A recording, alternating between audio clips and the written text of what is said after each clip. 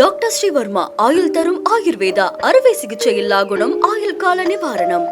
உலகெங்கிலும் இருக்கும் பிகைன் பக்தி நேயர்கள் அனைவருக்கும் வணக்கம். நான் உங்கள் ராம்ஜி. இன்று நாம் எந்த பதிவை பார்க்க போகிறோம்? செவ்வாய் வக்கரம் பெறுகிறார். செவ்வாய் வக்கரத்தை பத்தி பேச போறோம். செவ்வாய் எங்க வக்கரம் பெறுகிறார்? மிதுன ராசியில் வக்கரம் பெறுகிறார்.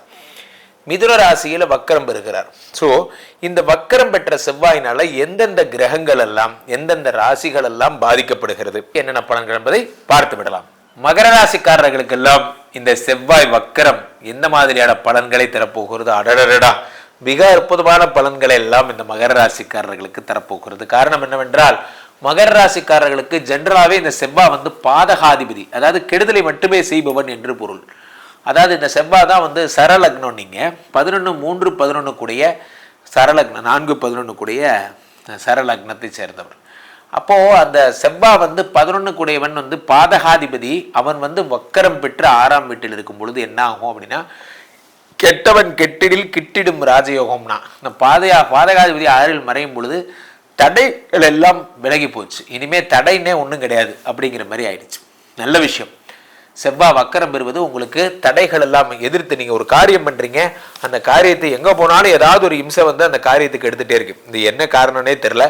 யாராவது ஒரு முட்டுக்கட்டை போட்டுகிட்டே இருக்காங்க. ஒரு காரியத்தை நோக்கி போகிறீங்க, அந்த காரியம் பக்கத்தில் வருது. அந்த பக்கத்தில் வரும்பொழுது என்ன ஆகுதுன்னா, ஏதாவது ஒரு காரணத்தினால அது தடைப்படுது. நீங்கள் ஒரு காயினை பிளாக் பண்ணலான்னு ட்ரை பண்ணுறீங்க, அது ஏதோ ஒரு காரணத்தினால ஸ்லிப் ஆகிடுது. இதுக்கெல்லாம் காரணம் என்னென்னா, இந்த செவ்வாய் இந்த பாதகாதிபதி இருந்ததுனால தான். அந்த பாதகாதிபதியே ஒழிஞ்சு போயிட்டான். சந்தோஷம், நல்ல விஷயம். இருந்தாலும் அவன் வகித்த ஸ்தானங்களுக்குன்னு ஒரு மரியாதை இருக்குது. அந்த ஸ்தானங்கள் என்னென்னா 4-11 கூடையவன். அந்த 4ஆம் இடமாகப்பட்ட உயர்கல்வி, உயர் பதவி, மரியாதை போன்றவற்றில் ரொம்ப ஜாக்கிரதையாக இருக்கணும். பெயர் கெடுவதற்கான வழிகள் எல்லாம் ஏற்படும். நீங்கள் ஏதோ ஒன்று சொல்ல போயிருப்பீங்க, ஆமாம் நீங்கள் தான் இதெல்லாம் சொன்னீங்களாமே, உங்களை பற்றி தான் பேசிக்கிறாங்க, நீங்கள் சொன்னதாக தான் எல்லாரும் சொல்கிறாங்க, நான் எங்கடா சொன்னேன் அப்படி?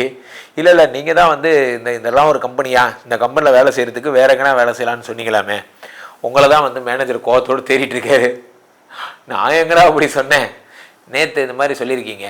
விளையாட்டா ஏதோ ஒரு விஷயத்த விளையாட்டா பண்ண போக அது வினையா முடியுதும்பாங்கல்ல, அது உங்கள் கேஸுக்கு தான் பொருந்தும். விளையாட்டா சொல்ல போனது வினையா முடிஞ்சிருச்சு போன்ற விஷயங்களெல்லாம். ஸோ அப்போது உங்களுக்கு இந்த மகர ராசிக்காரர்கள் ரொம்ப ஜாக்கிரதையாக இருக்க வேண்டியது என்னன்னா, நற்பெயர் களங்கம். யாராவது உங்கள் ஒர்க்கை கிண்டல் பண்ணுறாங்கன்னா அதுக்கு அலோவ் பண்ணாதீங்க. நான் ரொம்ப பேர்கிட்ட சொல்கிறத தான். இப்போ நீங்கள் கூப்பிட்றாங்க, என்ன தம்பி கேமராமேன் இருக்காரு, அவரை கூப்பிட்டு சொல்கிறாங்க அவர் ஆஃபீஸில், அப்புறம் என்ன ஜாலி தான், ஆன் டியூட்டி போயிட்டு வரீங்க, செம்ம ஜாலியாக ஆன் டியூட்டி வெளியே சுற்றுறீங்க என்று சொன்னால் அதை அலோவ் பண்ணாதீங்க. ஆன் டியூட்டி போய் பாருங்கள் சார், தேவையெல்லாம் பேசாதீங்க. ஆன் டியூட்டி எவ்வளோ பெரிய வெயிலில் கஷ்டப்படுறோம் தெரியுமா? இப்போ உங்கள் வேலையை பற்றி நான் பேசுகிறேன்னா என் வேலையை பற்றி ஏன் பேசுகிறீங்க என்று ஸ்டார்டிங்லேயே கட் பண்ணுங்கள். சில பேர் என்ன பண்ணுறோன்னா, ஆஃபீஸில் கிண்டல் பண்ணும்போது அனுமதிப்போம். சரி பேசிட்டு போகிறான், நம்ம தெரிஞ்ச பையன் தானே என்ற அந்த வார்த்தை ஒரு வார்த்தை 2 வார்த்தையாகி 2 வார்த்தை 4 வார்த்தையாகி கடைசியாக நீங்கள் வேலையே செய்ய மாட்டீங்கிற ஒரு இமேஜ் உங்கள் மேலே விழுந்துடும். வேலையை கிண்டல் அடிக்க அனுமதிக்காதீர்கள். அது யார் கிண்டல் அடித்தாலும் அனுமதிக்காதீங்க. உங்கள் வேலைங்கிறது உங்கள் வேலை, அவ்வளோதான். அதுதான் உங்களோட அடையாளம். அதெல்லாம் கிண்டல் பண்ணக்கூடாது. பர்சனலாக என்ன வேணால் விளையாண்டுக்கலாம். ஸோ அதை பார்த்துக்கோங்க. 4ஆம் இடம் கெட்டு போகாமல் இருக்க. இப்போ கற்பு அப்படிங்கிற இடத்துல இப்போ போய் யாருக்கூட பேசுகிறதா டிரான்ஸ்பரண்ட்டாக பேசுங்க. உங்களுடைய கணவனோ மனைவிக்கிட்டையோ அல்லது மனைவி கணவன்கிட்டயோ பேசும்போது டிரான்ஸ்பரன்சி ரொம்ப ரொம்ப முக்கியம். யார்கிட்ட பேசுகிறோங்கிற அந்த விஷயத்தை தெளிவுபடுத்துங்க. இதை இந்த மாதிரி இவன் ஃபோன் பண்ணுறான், இவன் நச்சுன்னு ஃபோன் பண்ணுறான், இவனோட தேவையெல்லாம் பணம் வேணுங்கிறது தான், அதுக்காக தான் நான் சுற்றி வரான், மற்றபடி இவனுக்கு எனக்கும் ஒன்றும் தெரியாதுங்கிறத தெரியப்படுத்துங்க. அப்போ தான் உங்கள் மேலே அவங்களுக்கு ஒரு நம்பிக்கை என்பது ஏற்படும். ஸோ இதெல்லாம் தான் முக்கியம். இந்த நல்லா புரிஞ்சுக்கோங்க. என்றுமே இந்த மகர நமக்கான கெட்ட பேருங்கிறது ஒரு நாளில் வந்துடாது. சின்ன சின்ன சின்ன சின்ன பேரெல்லாம் சேர்ந்து தான் ஒரு பெரிய கெட்ட பேராக நிற்கும்.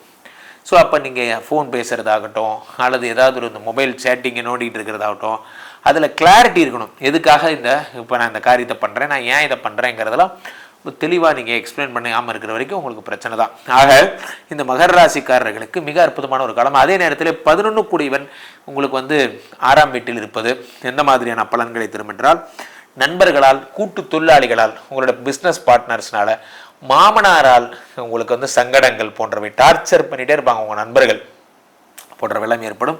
ரொம்ப ஜாக்கிரதையாக இருங்க. உங்களுக்கு நல்ல விஷயம்.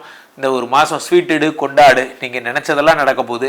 இருந்தாலும் ஒரு கிளாரிட்டி, நான் என்ன பண்ணுறேன் எங்களுக்கு கிளாரிட்டி, நான் இங்கே போனேன் எங்களுக்கு கிளாரிட்டி, அதை மட்டும் நீங்கள் பத்திரமா ஆஃபீஸில் மேனேஜர் எங்கே இருக்கீங்கன்னு கேட்டிங்கன்னா, சார் இங்கே இருக்கேன், ஒரு ஃபோட்டோ, ஒரு ஆதாரம், ஒரு லொக்கேஷன், சார் இங்கே தான் சார் அவரை பார்க்க வந்திருக்கேன் சார். அப்போது கிளாரிட்டி, நீங்கள் என்ன பண்ணுறீங்கிற கிளாரிட்டியை மேனேஜ்மெண்ட்டுக்கு தெரியப்படுத்தினா பாதி ப்ராப்ளம் ஓவர்.